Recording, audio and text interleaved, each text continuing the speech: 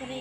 அரசியல் என்பது ஒரு நாட்டின் ஆட்சியை மக்கள் நலனை சார்ந்த மிக முக்கியமான துறையாகும். மனித சமூகங்கள் உருவான காலத்திலிருந்து ஒழுங்கும் நீதி நிலவும் வகையில் ஒரு ஆட்சி அமைப்பு தேவைப்பட்டு வந்தது. அதனால் தான் அரசியலமைப்பு என்றும் அமைப்பு உருவானது.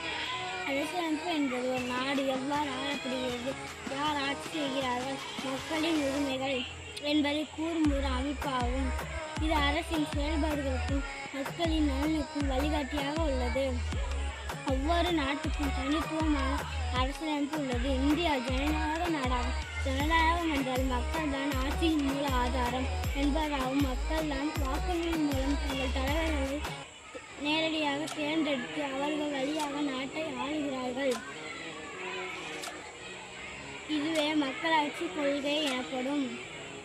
அரசியலமைப்பின் முக்கிய நோக்கம் நாட்டில் ஒழுங்கை நிலைநிறுத்துவது, நீதி, சமத்துவம், சுதந்திரம் ஆகியவற்றை உறுதி செய்வது, மேலும் மக்களின் உரிமைகள் மற்றும் கடமைகளை விலக்கி அவர்கள் பொறுப்புள்ள குடிமக்களாக மாற்றுவது ஆகும். ஒரு நல்ல அரசியலமைப்பு இருந்தால் நாடு முன்னேற்றம் அடையும், மக்கள் அமைதியாகவும் மகிழ்ச்சியாகவும் வாழ முடியும்.